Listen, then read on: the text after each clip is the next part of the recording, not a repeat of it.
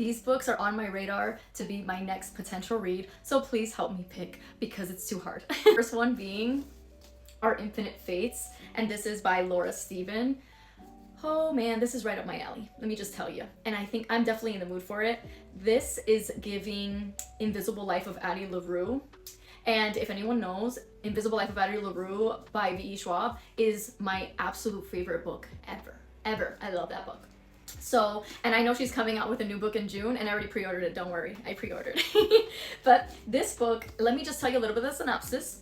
LaRue meets This Is How You Lose the Time War in this fantastical and epic love story that defies death as two souls reincarnated through the centuries. Evelyn can remember all her past lives. She can also remember that in every single one, she's been murdered before her 18th birthday by Arden, a supernatural being linked to her soul.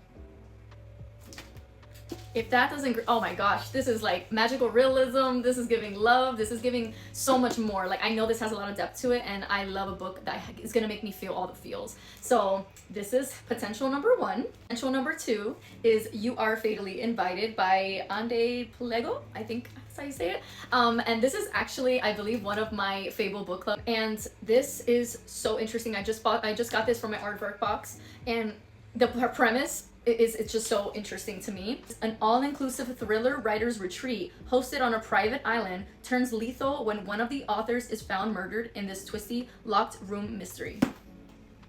Say less. You already know I love an author trope in my books. So a whole bunch of authors on an island. Oh yeah, sign me up. So this sounds really good. Ooh, I don't know, I'm so torn. And then the third and last option I have, let me show you. The last book that I have on my what should I read list is Death of the Author. And as soon as I heard buzz about this book, I also had, this was an add-on on my Aardvark box because first of all, the cover alone was so beautiful, and I just wanted that on my shelf. But the premise, it's so good. And this has sci-fi elements, but in this exhilarating tale by New York Times best-selling award-winning author, a disabled Nigerian American woman pens a widely successful sci-fi novel. But as her fame rises, she loses control of the narrative, a surprisingly cutting, heartfelt drama about art and love, identity and connection, and ultimately what makes us human. This is a story unlike anything you've read before.